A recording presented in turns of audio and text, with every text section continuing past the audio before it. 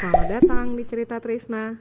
Cerita apa saja dengan Trisna. Saya ingat saya belum punya HP gitu, tapi saya udah jualan pulsa. Belum punya HP, tapi udah jualan pulsa. Ya. Saya sudah 12 bisnis kayaknya yang saya kerjain. 12 usaha sebelum It's Buah. Tahun itu juga saya langsung buka 6 cabang. 6? It's Buah yang paling sulit, tapi It's Buah lah yang paling saya fokusin gitu. Jadi itu yang saya bilang sebenarnya kalau bisnis itu bukan masalah kita bisnis apa atau kita tahu apa, tapi itu lebih kepada fokus.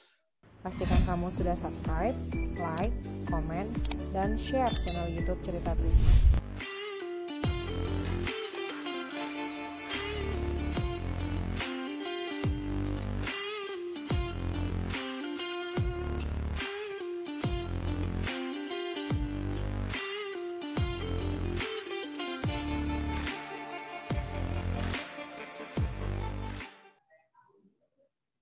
Halo, selamat datang di Cerita Trisna. Cerita apa saja dengan Trisna. Teman-teman dimanapun berada, semoga semuanya dalam keadaan sehat walafiat dan sukacita ya.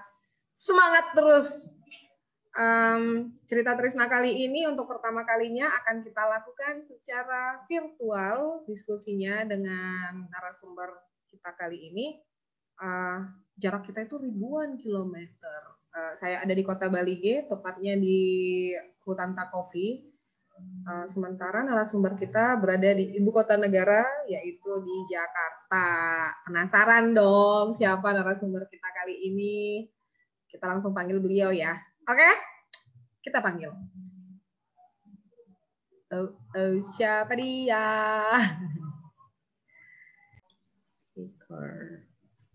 Asik. Halo Bang Hamzah. Halo Trisna. Apa kabar di sana? Sehat selalu, tiap hari minum jus. Oh, sehat selalu tiap hari minum jus. Udah langsung promo ya aja ini. Bisa. Enggak, promo hidup sehatnya. Oh. Tiap hari. Ini posisi sekarang lagi di Jakarta, di rumah atau di mana ini, Bang? Di Jakarta dan di rumah. Oh, aku tadi mau nanyanya di kantor, di ruang pertemuan mana? Ternyata sekarang nggak ada bedanya kan? Udah sama rumah aja, sama rumah sama dengan kantor. Di rumah pun kantor juga. Ada jam kerja nggak sih?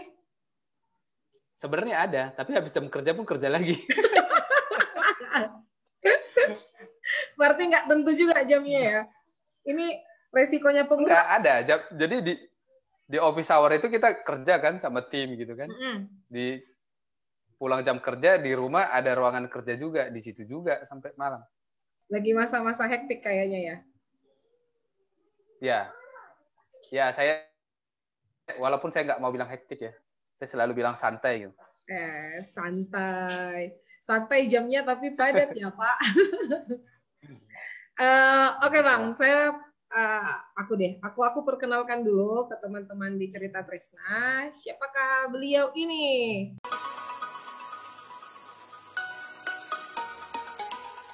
Halo, salam sehat semuanya. Perkenalkan, saya Hapasi, founder dari It's Buah.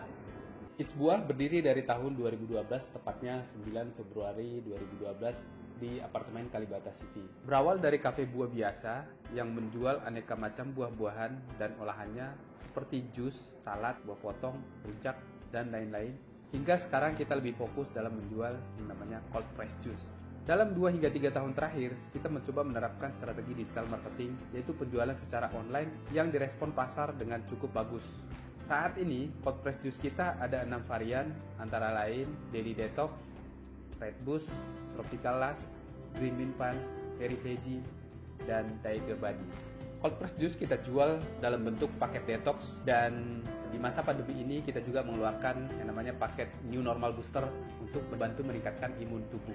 Segmen customer It's Buah mayoritas wanita usia 35 tahun ke atas yang peduli dengan penampilan dan pola hidup sehat alami. Mereka adalah customer kelas A yang memiliki daya beli tinggi dan memperhatikan kualitas serta value dari sebuah produk. Sekarang kita punya kurang lebih 5.000 customer yang sudah mencoba produk cold press juice dari It's Buah.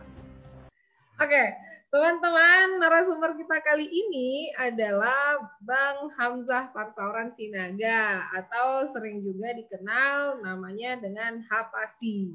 Ada arti khusus nggak sih Bang ini Hapasi ini? Nggak ada sebenarnya, singkatan aja. Cuma karena apa ya, karena suka digital marketing kan, jadi pengen nama saya itu pengen sendiri, jadi keyword sendiri gitu kan. Oke. Kalau Hamzah kan udah banyak. Ah.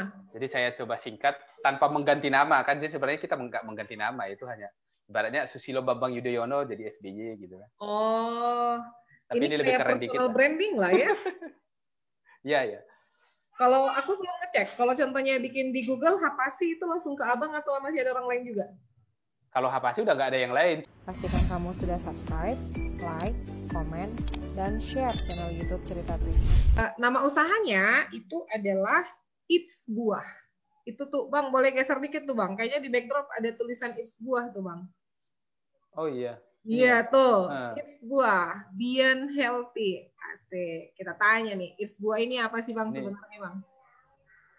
Kalau It's Buah itu sebenarnya perjalanannya udah lumayan panjang ya. Dulu awalnya itu kita bermula dari toko buah konvensional di apartemen Kalibata City yang jualan buah biasa lah, jualan buah, jus, rujak, dan lain-lain. Itu sampai sekarang masih ada gitu di apartemen Kalibata City. Tapi kita bikin konsepnya tempat nongkrong sehat gitu. Nah, cuman 3 tahun terakhir ini kita lebih fokus di online ya. Kita jualan lewat digital marketing. Jualan buah lewat online. Produknya, nah untuk online itu produknya kita create jadi namanya cold press juice. Jadi buah itu kita olah jadi jus, premium jus yang tanpa air gitu, tanpa tambahan air, tanpa gula, tanpa pengawet gitu. Jadi benar-benar buah dan sayur itu kita press. Wow. Ya.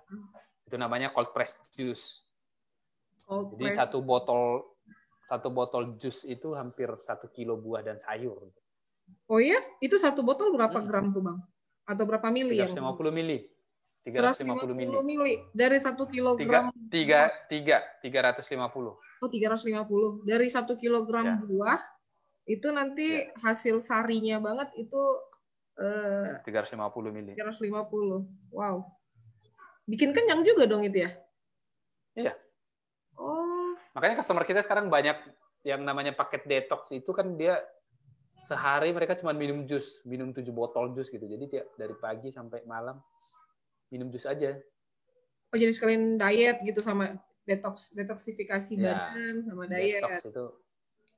Oh, itu dari awal Saya Abang udah sering tuh. Ini begitu. Cold press juice itu atau itu baru tren sekarang? Enggak. Itu sebenarnya muncul gara-gara kita mulai menerapkan strategi online lah sejak kurang lebih 3 tahun yang lalu ya. Karena kita pas mulai masuk ke digital marketing itu, kalau jualannya itu komoditas, itu kayak buah itu kan udah mulai masuk komoditas sebenarnya kan. Kalau dia bentuknya buah aja atau sayur aja gitu, itu masuk komoditas gitu. Itu secara jualan online itu dia agak sulit gitu. Nah, maka kita coba cari produk yang dia bisa high margin dan bisa dijual dalam bentuk paket gitu. Nah, kita create lah ini produk cold press juice ini.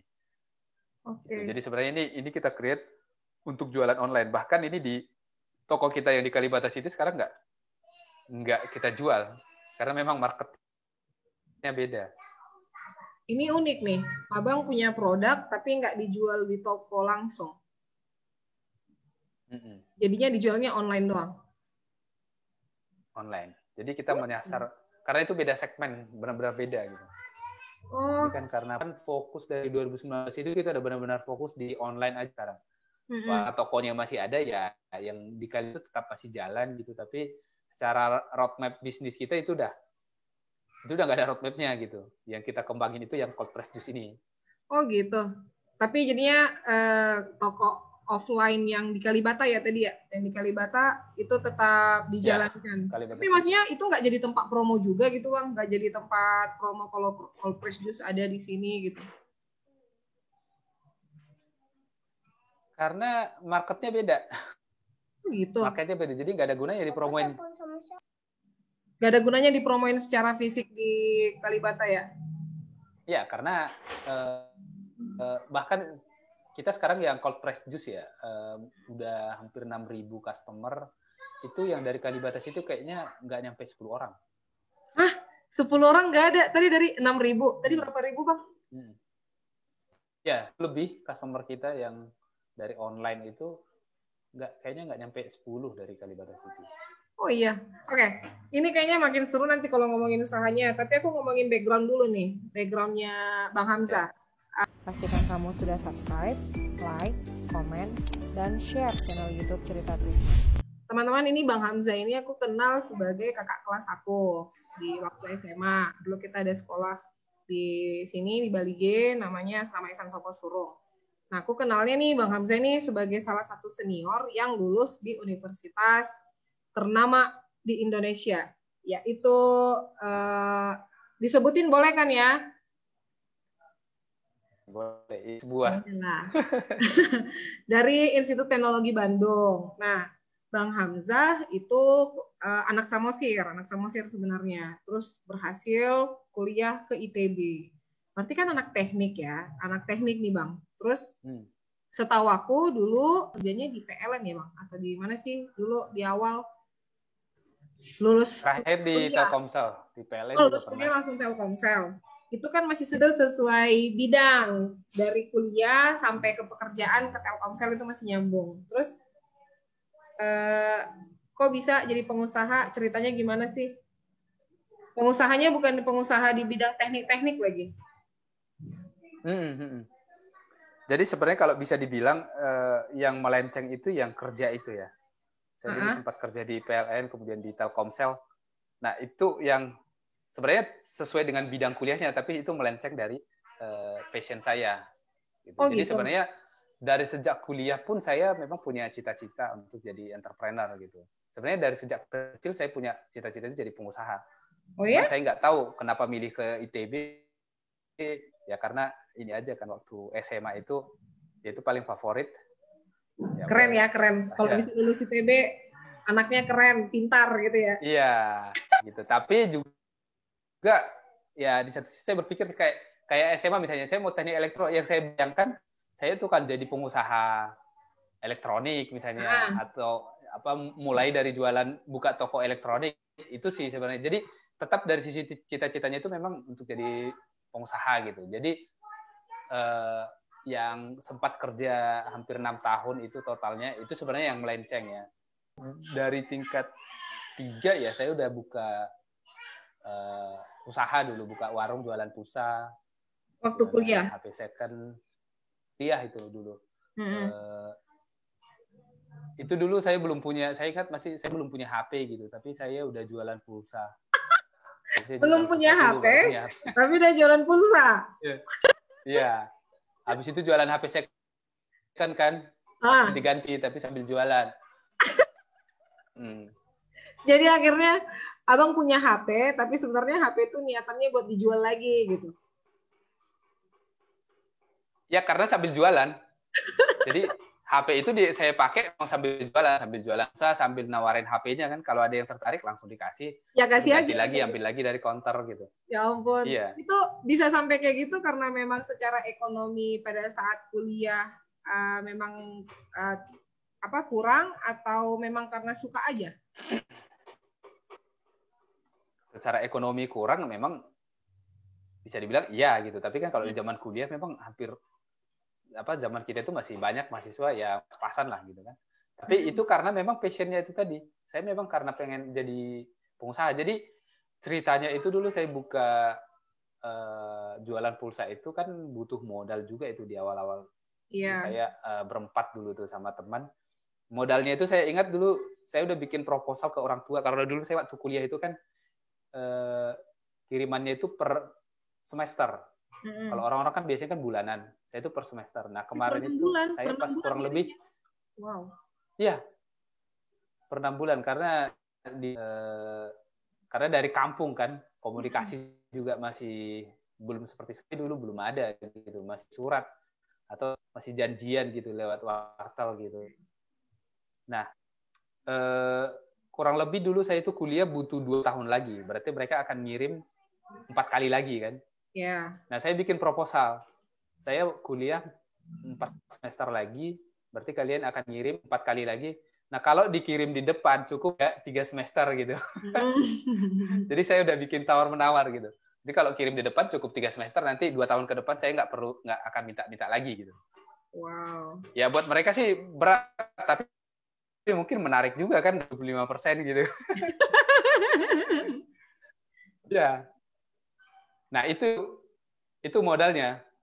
Jadi mereka mungkin nggak tahu dari mana diupayakan gitu, mereka kirim biasanya untuk ke depan itu dengan hanya 3 semester lah, gitu, setara dengan 3 semester gitu kan. Tapi itu yang saya bikin buat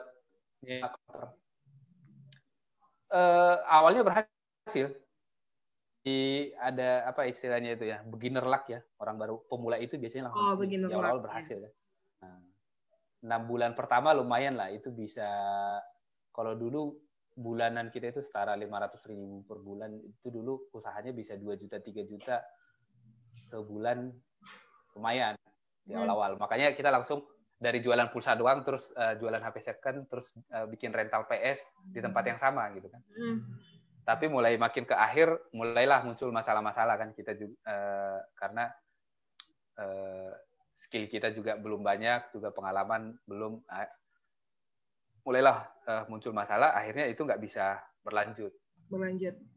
Tapi ya, kan modal itu cuma Abang untuk semester-semester berikutnya sudah dipertaruhkan di situ. Betul. Iya, jadi saya hidupnya. Saya komit masih hidup sampai sekarang. Saya kan harus komit kan, nggak boleh minta lagi gitu. Iya. Nah, akhirnya saya ingat dulu 1 tahun terakhir itu saya di kampus itu saya nggak ngekos, saya tinggal di, kalau dulu kan masih bisa tinggal di lab ya istilahnya, biar apa, belajarnya lebih intens, padahal sebenarnya biar menghemat kos-kosan gitu. Jadi 1 tahun terakhir saya gitu ya.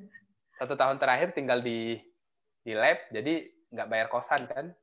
Terus juga nyari-nyari beasiswa. Kalau dulu kan beasiswa masih lumayan. Beasiswa buat uang kuliah masih, kalau untuk uang kuliah masih gampang lah kan. Sekarang tantangannya untuk biaya hidup. Untuk kosan kan udah biaya hidup, nyari-nyari inilah tambahan gitu.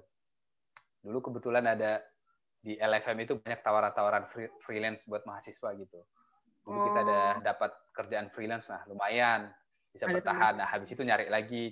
Pokoknya ya bisa hidup lah. Kadang-kadang kalau lagi kepepet ya pura-pura datang ke kosan teman kan. Nebeng makan. Survival mode lah. Iya, tapi itu keren loh. Maksudnya berarti ceritanya. Dari sejak masa kuliah kan tadi ada poin ya Bang bilang beasiswa ya mudah lah. Itu berarti kan beasiswa biasanya ada syarat, ada syarat nilai akademis juga kan. Berarti Abang bisa memenuhi syarat akademisnya itu juga. Keren, anak pintar, pantas lulus di TB-nya. Bisa bertahan lah, bisa lolos administrasi. Iya kan. Terus habis itu dalam kondisi kayak gitu juga mempertahankan nilai akademis, masih harus kerja kemana-mana, nambah-nambah uang saku biar bisa bertahan hidup. Dan berarti punya teman-teman yang mau ditebengin juga. Pastikan kamu sudah subscribe, like, komen, dan share channel YouTube Cerita Trisna. Terus setelah kuliah itu Bang, berarti karena survival mode juga, jadi harus langsung dapat kerja ya? Ya, nah itu. Jadi makanya saya bilang yang kerja itu sebenarnya itu yang melenceng, karena sebenarnya saya sama sekali nggak ada niat untuk kerja gitu kan. Jadi cuman kemarin itu saya udah selesai sidang dan saya coba masih nyari-nyari peluang.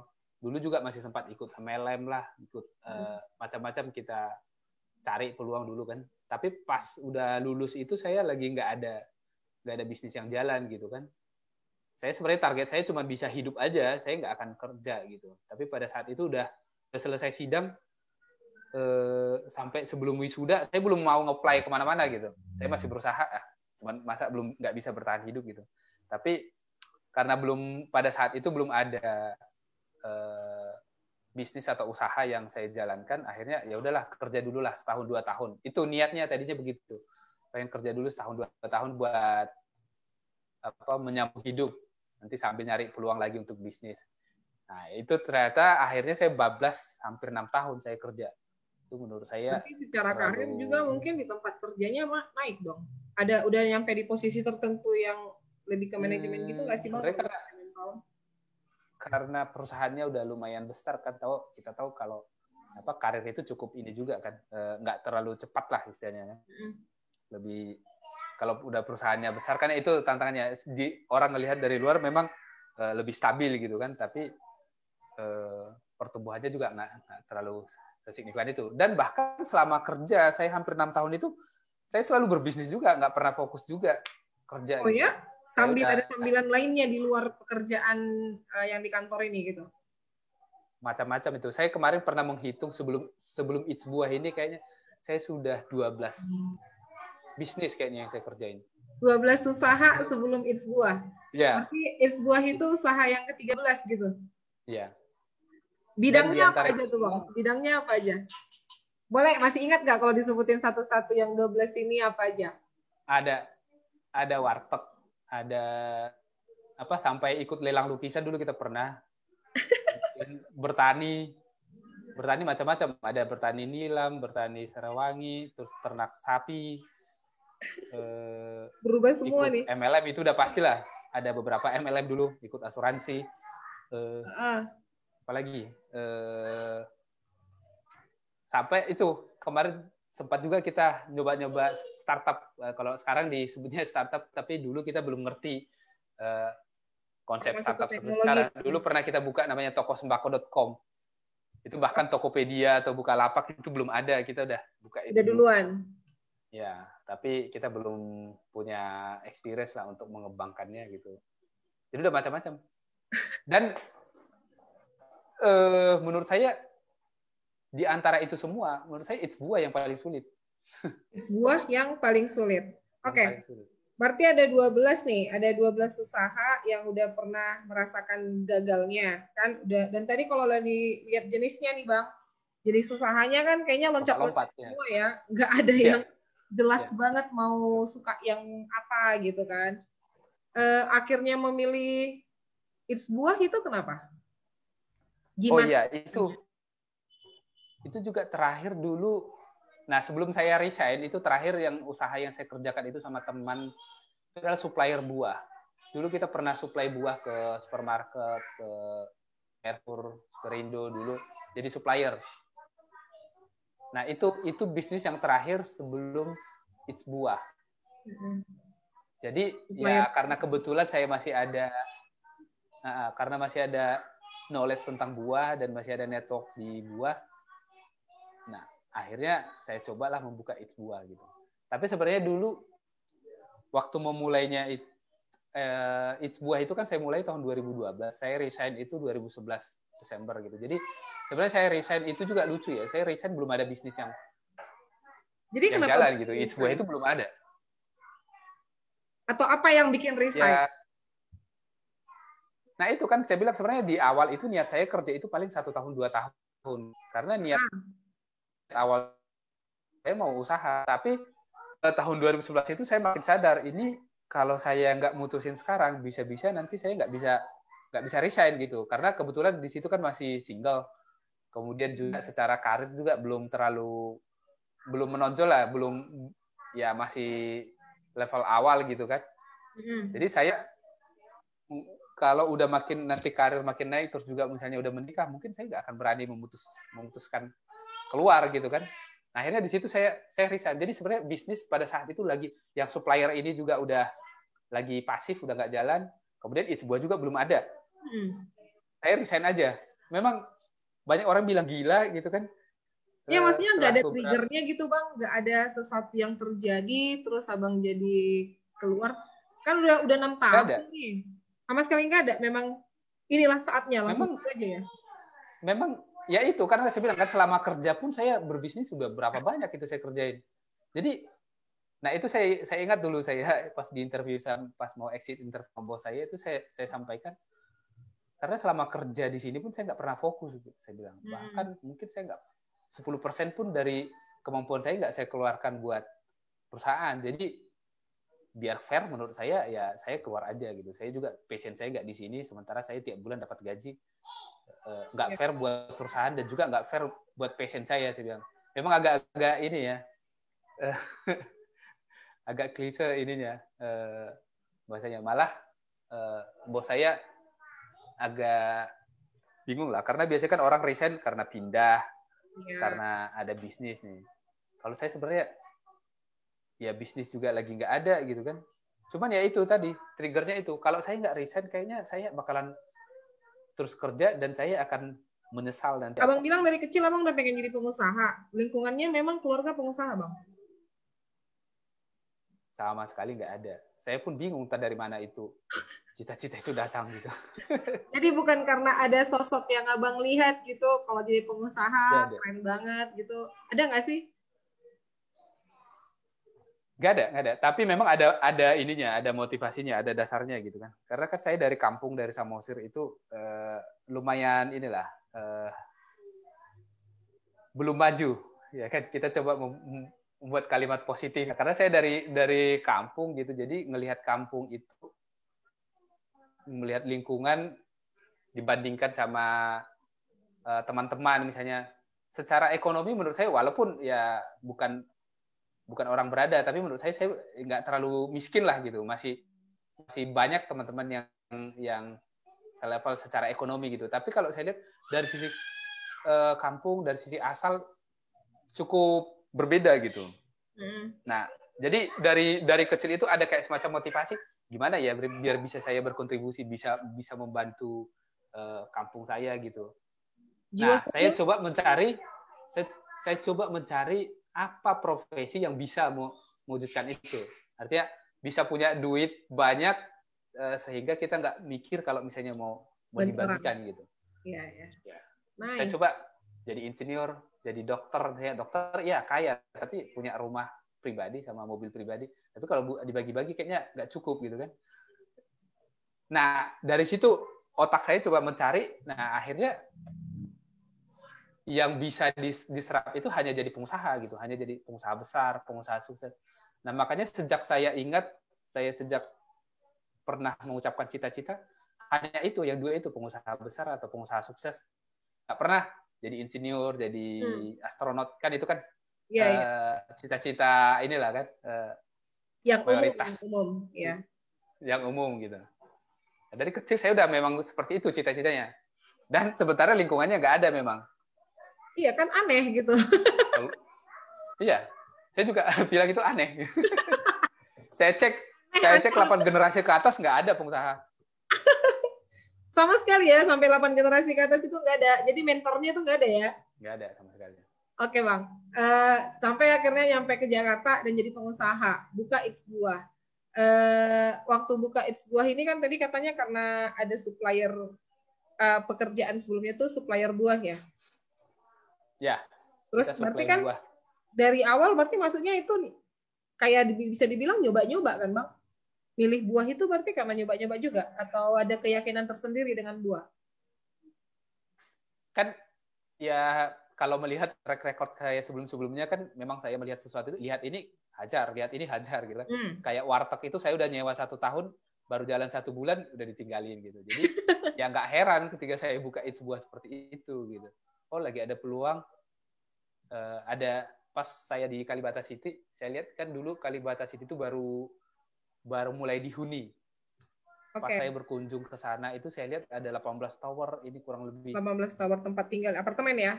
13.000 unit. Oh, ini pasar nih. Otak saya langsung ini pasar. Langsung saya cari unit yang disewa, saya tinggal di situ selama 1 bulan.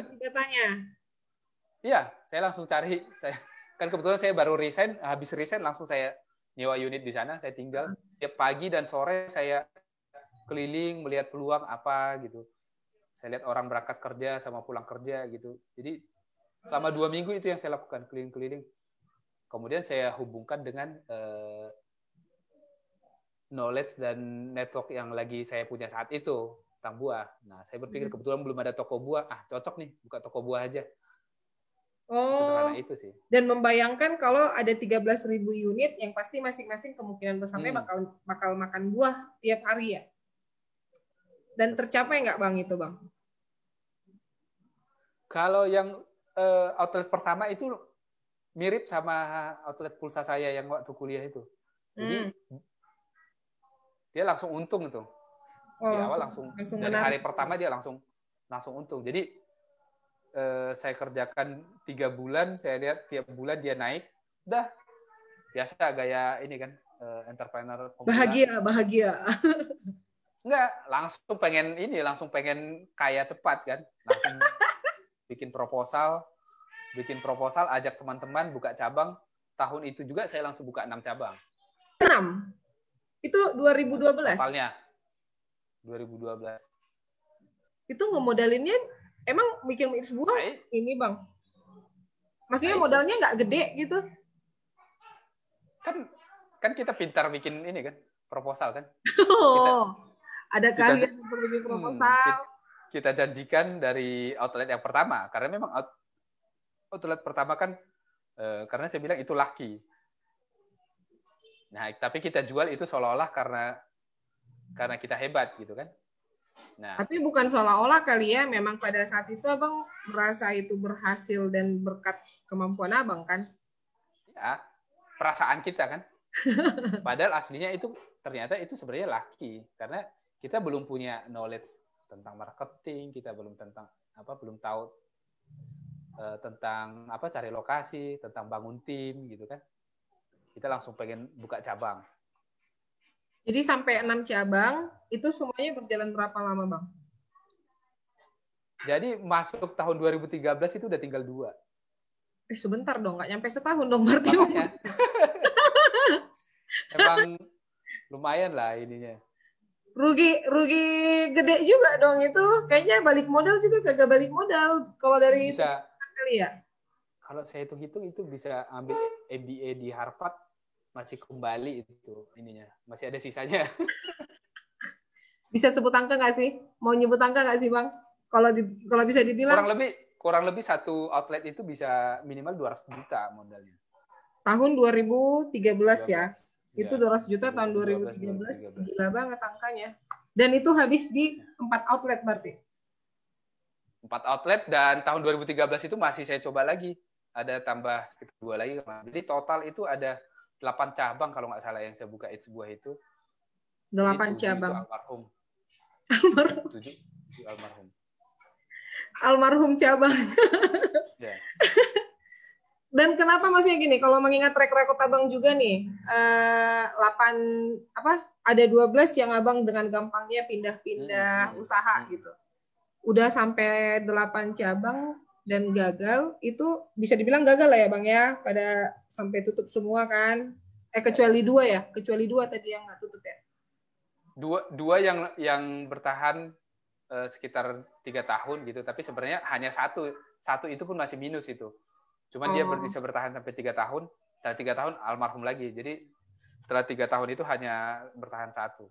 Satu yang ini sekarang, yang Abang lanjutin sekarang. Yang pertama itu. Oke, yang pertama itu. Ya, tetap. Yeah. Dia memang laki banget tuh berarti. Iya, makanya setelah sekarang saya bilang itu sebenarnya laki. Kalau dulu kita jual itu seolah-olah kita berhasil. Kalau udah jago. Kalau sekarang udah jago Bang? Belum lah.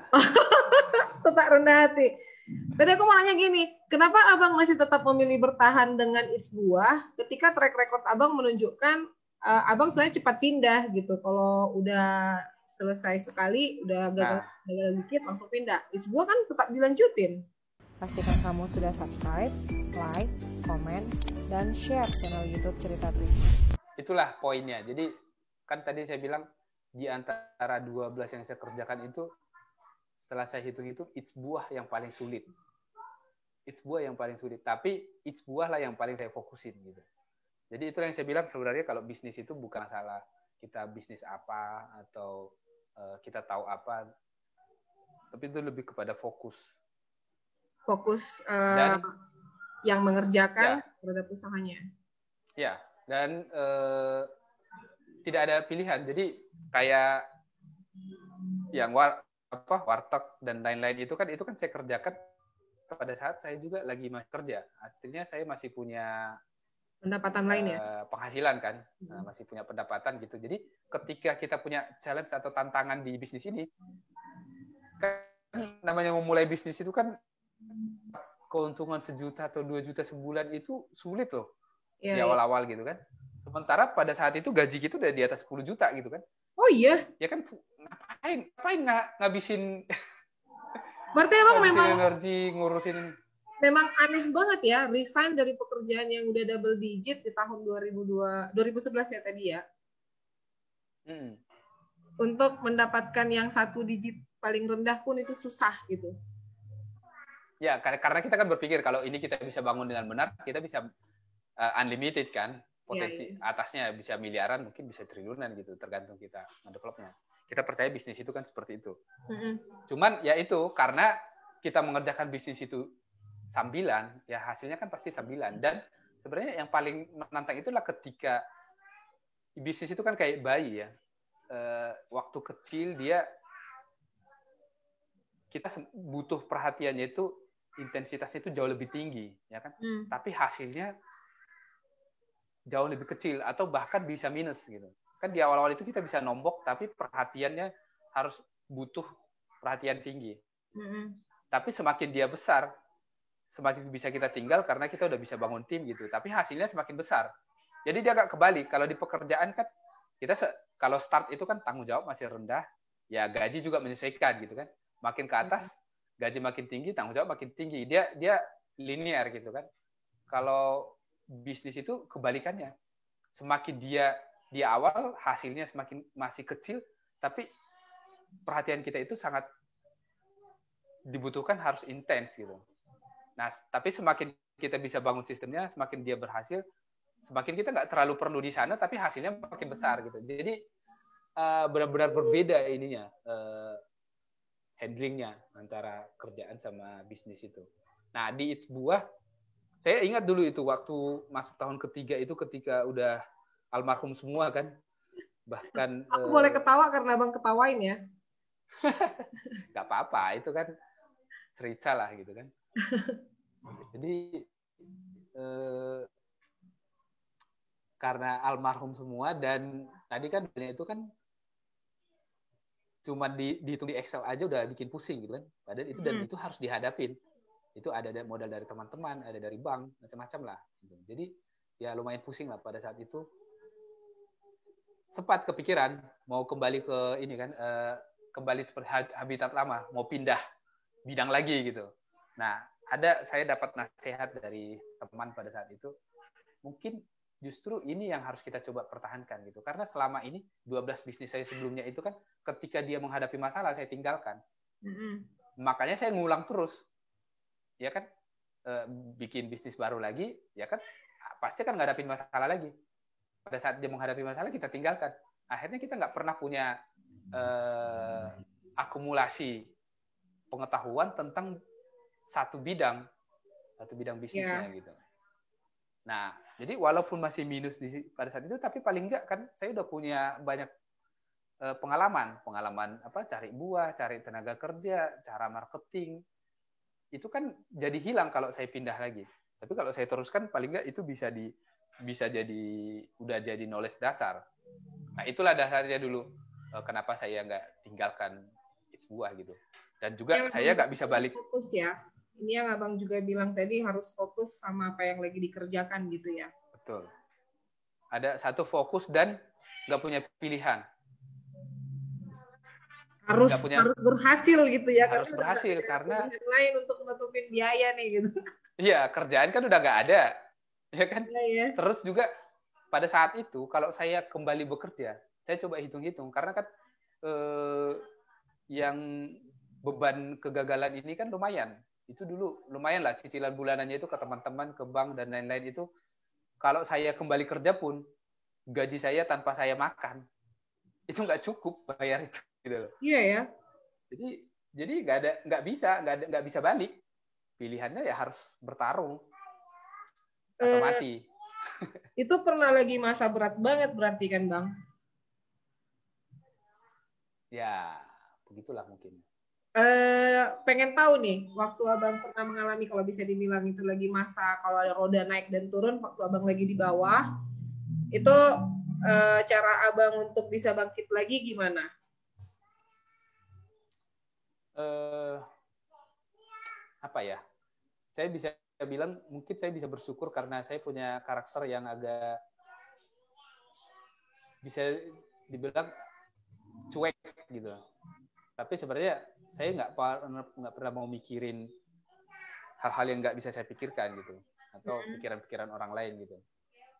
Jadi ya hal-hal seperti itu bisa sedikit membantu lah. Jadi kita nggak terlalu fokus sama ininya, sama masalahnya. Terus juga saya bisa kan, karena ini kan benar-benar pilihan saya. Jadi nggak ada alasan buat saya. Kalau gagal ya saya yang harus bertanggung jawab gitu. Jadi nggak bisa menyalahkan yang lain, nggak bisa juga bergantung sama yang lain. Ya pilihannya itu tadi, berjuang atau mati. Nah itu yang saya bilang, kenapa ada pilihan tidak punya pilihan itu bisa membantu. Yang penting kita nggak mati, mati lah. Masih hidup gitu. Terus abang berarti dari 2013 sampai itu dia yang udah pada banyak yang selesai, mulai bangkit lagi tuh gimana bang? Tahun berapa tuh It's Buah mulai berubah tadi usahanya? Sejak saya mulai fokus digital marketing.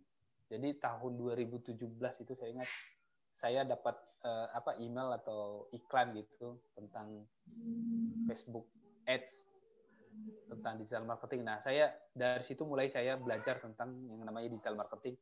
Tapi pada saat itu saya belajar, di situ disebutkan untuk belajar itu supaya bisa paling nggak bisa menghasilkan, kita harus mau komit 3 tahun gitu. Maksudnya ikut pelatihannya 3 tahun? Bukan pelatihannya, fokus mempelajari tentang digital marketing supaya kamu bisa berhasil dari sana. Kamu harus konsisten. Kan saya kan track record saya kan udah ini kan, udah terbukti gampang pindah kemana-mana gitu kan. Oke. Dan udah terbukti, maksudnya saya itu kan orangnya kan nggak gampang bosan kan.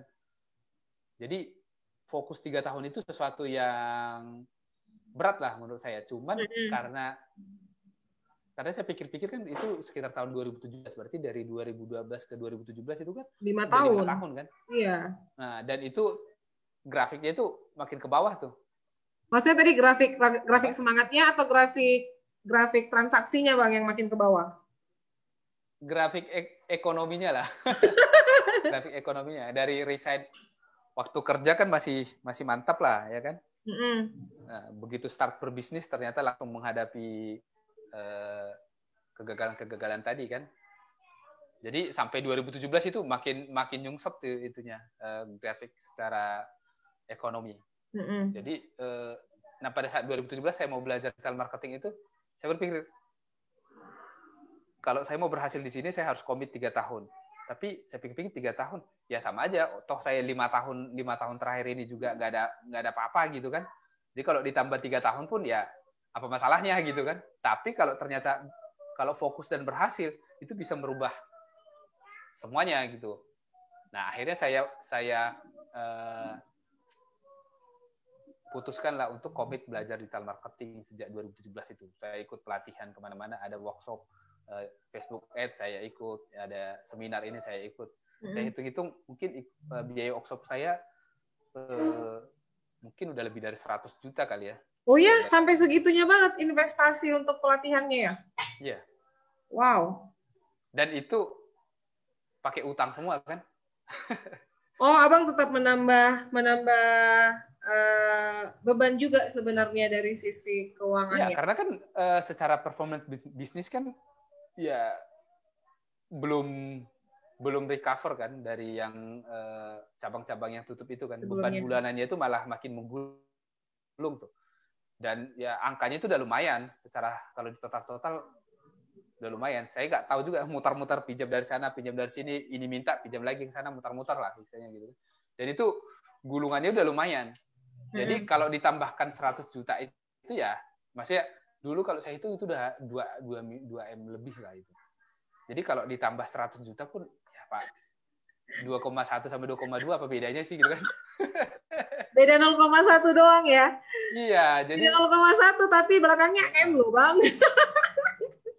Tapi kalau kita berhasil belajarnya mungkin kita bisa balikin itu semua. Ya selalu lah ini kan. Iya. mindset menghibur diri gitu. Tapi memang saya percaya dengan investasi, kalau orang bilang sekarang itu investasi leher ke atas gitu kan. Jadi kita harus cukup rendah hati untuk mau belajar. Dan itu rata-rata, bayangin saya hampir 100 juta lebih, kalau di total mungkin lebih 100 juta. Dan saya belum menemukan tempat belajar saya itu hampir semuanya secara pendidikan, kebanyakan itu di bawah saya lah, saya bilang ya. Misalnya saya belum menemukan ada anak ITB atau ini, mentor-mentornya itu banyak yang cuma lulusan SMA. Oh iya?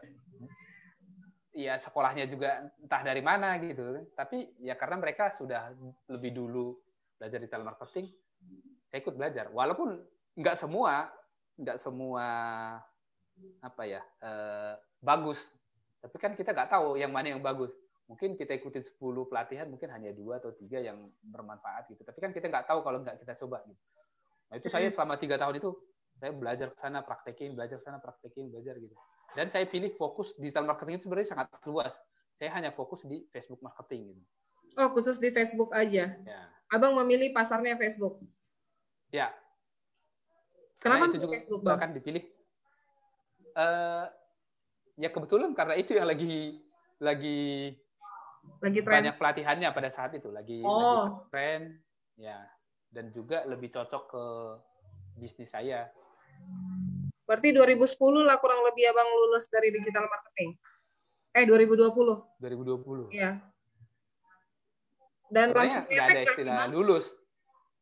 Sampai sekarang sih masih belajar terus gitu kan. Cuman maksudnya 3 tahun itu kan kadang-kadang kalau di awal-awal pun 6 bulan kita belajar dan kita ngiklan itu udah ada hasilnya gitu. Tapi kalau masih di awal-awal kita bahkan belum tahu itu berhasil karena apa gitu.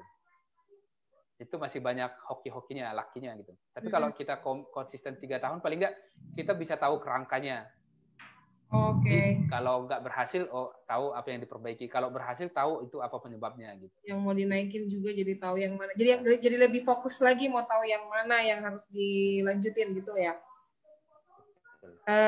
Dan abang mulai ngerasain efeknya itu setelah berapa lama sejak belajar? Kalau hasilnya bahkan nggak nyampe setahun, kan kita udah mulai ngiklan, itu udah mulai penjualan, udah mulai ada. Tapi kayak yang saya bilang tadi, masih kadang bingung. Kalau berhasil kita senang gitu kan, kalau nggak berhasil kita bingung, nggak tahu apa yang mau dibenahi gitu. Jadi masih belum konsisten gitu. Tapi hasilnya udah mulai kelihatan, bahkan belum setahun gitu kan. Nah tapi makin ke sini 2019 kita benar-benar fokus untuk online gitu. Makanya 2019 itu saya bentuk tim digital semua. Saya pisahkan dengan yang tim toko. Dulu 2018, 2017 masih kita udah mulai jualan online, tapi masih jualnya dari toko gitu, diproduksi di toko. Timnya juga masih kita gabung gitu kan. Tapi sejak 2019 saya udah pisah semua. Jadi roadmap kita itu yang online gitu, penjualan online. Pastikan kamu sudah subscribe, like, komen, dan share channel YouTube Cerita Trisna. Dalam masa abang berjuang yang selama ini bang, itu bang memang kerja sendiri? Khusus Isbuah nih? Ada karyawan, tapi kalau yang mikir ya saya sendiri sama istri mungkin. Tapi itu juga mungkin lebih banyak porsi terpaksanya itu kan. Jadi teman-teman di Cerita Trisna, kebetulan nih, pasangan hidup dari Bang Hamzah ini adalah teman baikku, yaitu namanya Fajar Pasaribu. Nah ini Fajar juga kan banyak ngefeknya nggak sih Bang selama membantu Bang, walaupun tadi ada istilah terpaksanya gitu. Ya pasti terpaksa ada pilihan kali. Iya. Ya jujur aja pasti itu yang ini kan, yang terjadi apalagi awal-awal gitu kan. Dia juga kan dari akuntansi. Dia juga dulu auditor gitu kan. Kerjanya juga dulu udah keren banget. Bisa bebas lah kemana-mana. Jadi kalau nggak salah mereka dulu ngaudit itu katanya ada istilahnya non-material. Jadi kalau angkanya itu 5M. Jadi kalau misalnya mereka ngaudit, kalau selisih antara yang dicek dengan fakta itu di bawah 5M itu bisa dianggap tidak signifikan gitu kan. Jadi bayangin di bawah 5M itu tidak signifikan di audit. Sementara yang dikerjain di sini 5.000. 1.000 rupiah itu harus kita harus di. Dan itu signifikan gitu ya kan? Tadi kan itu signifikan. Itu gitu, lucu. jadi Mengubah mindsetnya dia pada saat melihat angka itu tuh susah juga sebenarnya ya. Tapi berhasil juga abang ini ya, mengubah pandangannya Fajar itu, karena ngelihat dia tuh kayaknya happy aja, maksudnya dengan cerita hidup ini ya kan susah gitu berapa ini juga lama. nggak awal-awalnya kan nggak semua dia langsung tahu kan, dia jadi bertahap ya, kayak air mengalir gitu, jadi sesuai apa namanya, kalau udah siap baru diceritakan gitu. Ini kayaknya salah satu trik para suami untuk memberikan informasi nggak langsung penuh di depan ya ke istri ya. Ya, bukan berarti berbohong gitu kan, tapi sesuai timingnya. Sesuai timingnya. Sampai akhirnya mampu menerima semua. Pastikan kamu sudah subscribe, like, komen, dan share channel YouTube Cerita Trisna. Kita lebih kenal nih profiling, kita udah tahu perjuangannya Isbuah kayak apa sampai bisa kayak sekarang. Tapi yang Isbuah secara khusus ini sekarang gimana sih Bang? Pak aja. Saya jelasin singkat. Kalau lengkapnya bisa kita udah tuliskan semua di itsbuah.com, itu bisa. Ada website ya.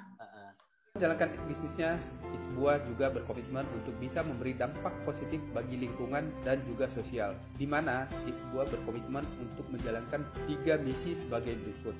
Yang pertama adalah dukung petani lokal. Itsbuah berkomitmen menggunakan 100% bahan baku buah dan sayuran lokal. Selain kita percaya bahwa buah dan sayuran lokal itu jauh lebih bagus secara nutrisi, juga akan memberi dampak yang sangat signifikan terhadap para petani, pedagang, kuli, dan banyak stakeholder yang akan mendapatkan manfaat ketika kita berkomitmen menggunakan bahan-bahan pangan lokal. Yang kedua, yaitu misi ramah lingkungan. Itsbuah menggunakan kemasan botol kaca yang ramah lingkungan yang bisa digunakan kembali. Kita tidak menggunakan botol plastik dalam kemasan jus kita karena seperti kita tahu, Indonesia adalah negara kedua penyumbang sampah plastik terbesar di dunia, sehingga kita tidak ingin menambah permasalahan yang sudah besar tersebut.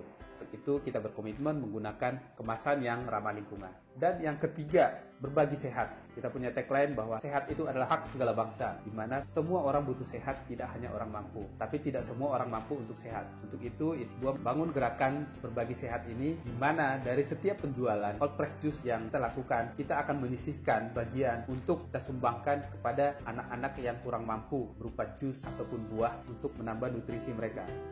Kita punya visi untuk menjadi rujukan dan edukator pola hidup sehat alami di Indonesia. Jadi kita punya segmen khusus.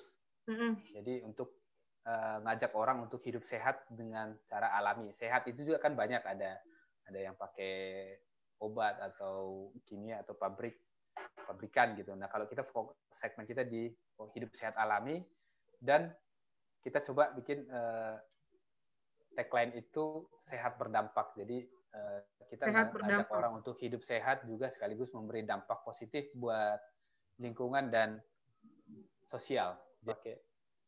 Kalau kapasitas produksinya sekarang udah berapa banyak, Bang? Masih sedikit. Masih sekitar di angka 500-an botol per hari sekarang. 500 botol per hari. Ya. Rutin lah ini ya. Karena kalau nggak salah jualnya paketan ya? Ya, paket. Cara jualnya ini jadi kayak langganan gitu ya, Bang ya? Ya. Model jualannya ini Bang bisa sampai dengan konsep kayak gini tuh gimana sih ceritanya itu? Sampai Abang memilih orang kalau mau beli itu harus langganan gitu. Ya itu lagi-lagi sebenarnya itu turunan dari belajar digital marketing itu. Jadi waktu awal-awal juga saya jualan online itu kan kita hanya produk yang ada di toko itu yang kita angkat, itu yang kita kita ambil gambarnya, kita posting gitu kan. Nah, dulu awal-awal kita kadang-kadang masih jual salad, rujak, buah kiloan gitu kan. Tapi kan online itu kan beda kan handlingnya kan. Rata-rata kan orang itu belanja itu setelah chatting ya, komunikasi ke kita itu lewat chatting. Nah, masalahnya untuk melayani satu porsi rujak dengan 100 porsi rujak sama aja. Effortnya sama. Bahkan biasanya lebih sulit meyakinkan orang yang beli 1 botol ini dibanding yang beli 50 botol gitu. Lebih ribet ya? Karena lebih ribet gitu. Nah, akhirnya wah ini nggak benar nih, habis udah keluar biaya untuk ngiklan, tenaga DM juga kemakan melayanin itu kan, akhirnya saya belajar nyari untuk create produk gitu. Nah, saya cari-carilah produk yang nyambung dengan dengan produk kita. Nah, dulu ada ketemulah dengan istilah detox ini, detoksifikasi, detox, gitu. Cold press juice gitu. Nah, kita cobalah bentuknya paket detox. Itu ceritanya. Nah, kalau detox itu kan yang sekarang itu best seller kita itu detox juice itu yang 3 hari. Jadi 1 hari mereka minum 7 botol, berarti 3 hari itu 21 botol. 1 hari minum 7 botol cold press juice ini? Ya.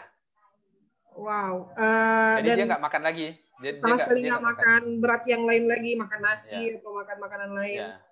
Enggak. Oh. Jadi dia hanya minum itu dan minum air putih.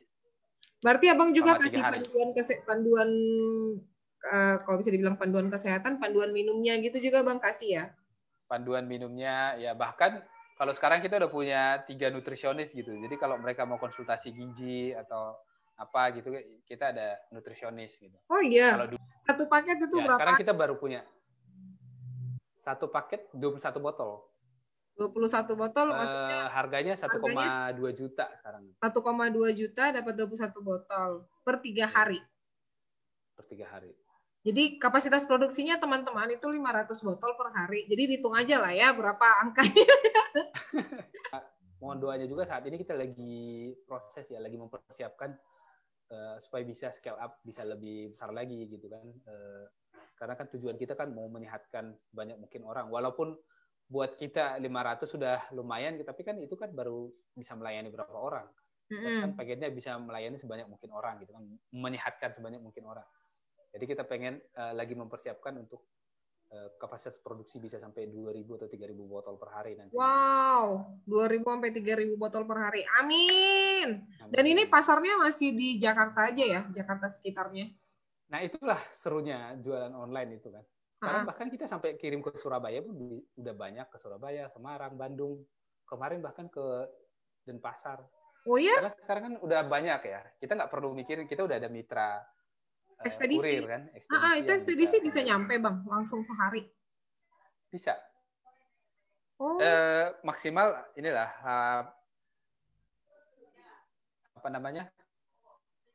besok ya, satu hari sampai kita kirim sore ini besok. Tapi karena ekspedisinya kan khusus, jadi selama di perjalanan pakai cooler gitu kan. Antar kota pakai mobil pendingin gitu. Ya kalau kita punya roadmap itu harus bisa nanti sampai tahun berapa kita bikin, 2025 itu kita targetnya 2 juta botol per tahun. Wah, aku jadi speechless sebentar lagi mikir pertanyaannya. Itu masih dirancang, 2000 itu masih dirancang, belum. Iya, tapi kan nanti udah ada targetnya dong. Iya. Itu Anda luar biasa. Saya pun udah di rumah berarti minum buah terus, Bang? Kalau kayak keluarga sendiri, ini enggak? Jadi... Oh iya, anak saya semua nggak ada itu yang minum susu, minum jus semua itu. Oh ya? Bisa 2-3 botol sehari. Tapi sambil makan yang lain juga kali ya? Karena bukan lagi dalam tahap detoksifikasi kan? Oh iya, tapi kan sebenarnya jus itu kan nggak hanya harus untuk detox gitu loh. Cuman secara marketing itu jauh lebih mudah dijual gitu, karena segmennya itu ada segmen khusus. Jadi rata-rata customer kita itu awalnya dia dari detox, ya kan? Terus kita arahin supaya rutin, kan nggak mungkin detox itu kan nggak perlu harus sering-sering. Kalau kita udah detox, setelah detox itu kita perbaiki pola hidup sehat kita gitu, nggak perlu detox lagi. Ya. Jadi mereka jadi konsumsi jus itu rutin, jadi cuma 2 atau bahkan 1 atau 2 botol sehari, dan mereka masih makan gitu. Pastikan kamu sudah subscribe, like, komen, dan share channel YouTube Cerita Trisna. Untuk yang logo It's Buah, itu ada makna tersendiri nggak sih? Sejak awal dari tokonya masih jadul, logonya udah kita bikin profesional. Itu pakai jasa marketing communication ya. Jadi kita pakai jasa profesional itu bikin itu kemarin.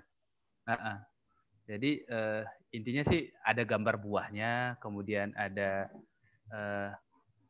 kemudian kita sepakat kemarin ada kata buah di dalamnya gitu. Nah kebetulan kalau dilihat kan logonya itu It's Buah, ada IT, orang banyak baca IT Buah gitu kan. Iya. Emang awalnya ya lucu-lucuannya, jadi ada versi lucunya. karena dulu di awal itu kan waktu saya buka It's Buah itu kan banyak yang bilang kok dari ITB jualan buah gitu kan, nggak nyambung sama sekali gitu kan sama bisnisnya gitu. Ya versi lucunya kita bikin, ya paling enggak logonya kita bikin ada miripnya lah sama ITB. Ada unsur ITB-nya gitu. Itu versi lucunya. Makanya jadi itu ya, jadi I sama T-nya gede, terus B-nya juga gede. Sama B-nya, ya. Tapi ada juga sebenarnya filosofisnya adalah IT besarnya itu kan IT gitu. Dari saya sendiri pengen menghubungkan antara IT dan buah gitu. Okay, jadi gimana menerapkan teknologi dalam bisnis buah gitu. Yeah. Nah kebetulan saya backgroundnya dari teknologi dan juga tapi mengerjakan bisnis buah, jadi saya punya keinginan untuk menggabungkan yang dua ini. Bagaimana kita memacu pertumbuhan bisnis buah dan produk-produk segar itu dengan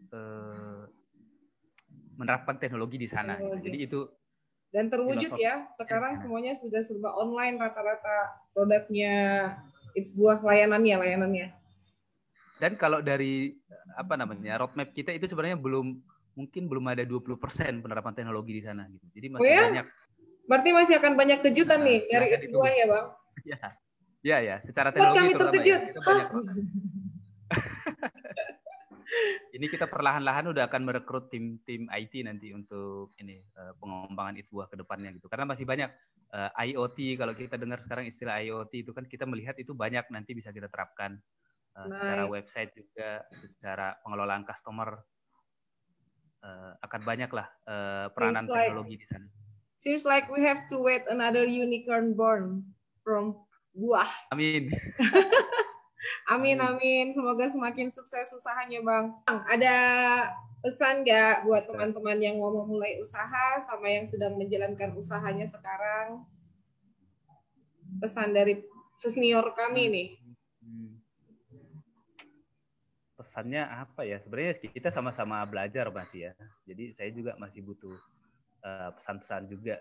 Tapi mungkin ya saling berbagi. Kalau menurut saya entrepreneurship itu, saya selalu bilang entrepreneur itu bukan profesi. Itu quote dari Pak Sandiaga Uno ya. Saya pernah lihat itu, dia selalu bilang bahwa entrepreneurship itu bukan sekedar profesi, bukan karena kita punya usaha lantas kita sebut entrepreneur. Entrepreneurship itu adalah mindset ya. Cara berpikir seseorang yang melihat masalah dan memberikan solusi gitu. Jadi orang yang menyelesaikan sebuah persoalan dengan solusi-solusi yang terobosan gitu, yang menambahkan nilai di proses yang sudah ada, kurang lebih begitu. Jadi entrepreneurship itu adalah mindset. Itu juga bisa diterapkan dimanapun, bahkan profesi karyawan pun bisa menerapkan mindset entrepreneurship. Itu yang dibilang intrapreneurship ya. Nah, kalau khusus untuk dalam membangun usaha ya, yang saya lihat sih itu ya, konsisten, fokus, itu yang bisa saya bagikan, dan terus bertumbuh. Jadi kadang kita merasa sudah tahu gitu, tapi sebenarnya kan kadang-kadang yang kita tahu itu kan dia kan terus bertumbuh, baik itu lingkungan, kompetisi, kebutuhan masyarakat. Jadi kita harus selalu belajar untuk bisa membuat knowledge kita itu relevan dengan kebutuhan zaman gitu. Dan konsisten, jangan baru 3 bulan, baru 1 tahun sudah berpindah lagi seperti yang saya alami kan, sampai 12 bisnis saya sebelum It's Buah. Nah itu tidak konsisten gitu. Dan selama kita tidak konsisten ya kita akan ngulang terus. Jadi ketika pindah bisnis nanti ngulang lagi, atau ganti produk nanti ngulang lagi belajarnya gitu. Jadi meskipun misalnya belum berhasil, konsisten aja. Selama kita sudah yakin itu ada pasarnya, tapi kita belum berhasil, ya tinggal ditambahi lagi knowledge-nya, cari lagi networking-nya gitu. Sama fokus ya. Fokus, karena kadang-kadang baru memulai usaha tapi sudah langsung 5 usaha dikerjakan sekaligus. dan juga masih sambil kerja gitu kan. Kita suka begitu. Padahal kita ngomongin lihat diri sendiri nih kayaknya ya. Iya, iya. Saya dulu waktu masih kerja gitu, bisnis ada 3 gitu kan. Sementara satu bisnis saja, biasanya kalau bisnis yang berhasil itu kan CEO-nya itu pasti fokus. Dia sudah ada CEO, kemudian ada direktur, ada manajer-manajernya, dan ada timnya gitu kan. Itu aja belum tentu menang di kompetisi. Apalagi kita merasa kita cuman sendiri CEO juga sih, Chief Everything Officer gitu kan. Tapi punya 5 bisnis misalnya. Itu bisa dipastikan gak akan ada yang berhasil gitu. Mungkin ada yang bisa bertahan, tapi tidak akan ada yang bisa besar. Itu sih. Jadi ada 3 tadi, fokus, konsisten, sama terus bertumbuh. Oke Bang, terima kasih banyak semua cerita dan pesan-pesannya di Cerita Trisna kali ini. Semua untuk teman-teman Cerita Trisna pasti senang karena kita bertemu dengan jagoan dari Samosir, saudara-saudara. Dari Samosir membangun Indonesia, asik. Amin. Semoga segera pulang ke Samosir ya Bang, sesuai dengan harapannya. Iya, harus cepat nih dalam 5 tahun ke depan. Oke, Mereka Godang Bang Hamzah, dan untuk teman-teman Cerita Trisna, terima kasih banyak. Sama-sama. Yap, telah mengikuti Cerita Trisna bersama Bang Hamzah kali ini. Sampai ketemu di Cerita Trisna berikutnya. Cerita apa saja dengan Trisna. Horas. Oke. Pastikan kamu sudah subscribe, like, komen, dan share channel YouTube Cerita Trisna. Horas, saya mau kasih cerita nih. Kamu harus tahu kalau studio rekaman Cerita Trisna berlokasi di Utama Coffee Bali. Yuk kita lihat lokasinya di mana.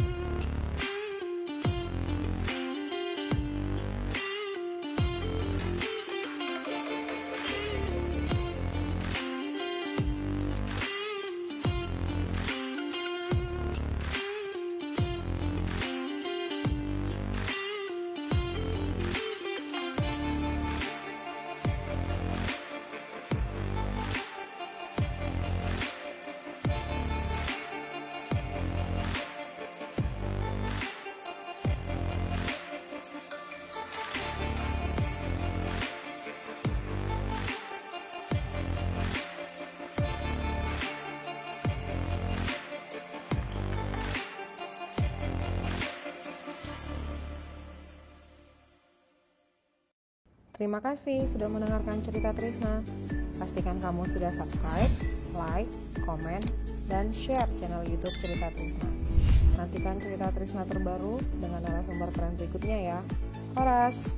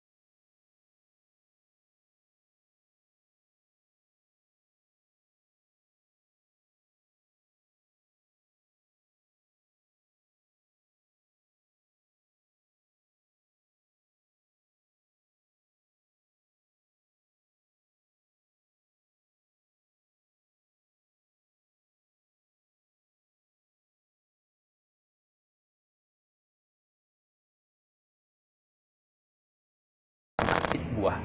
Karena di masa sekarang ini, bisnis yang berpeluang untuk berkembang dan dibutuhkan antara lain adalah bisnis yang melibatkan teknologi digital.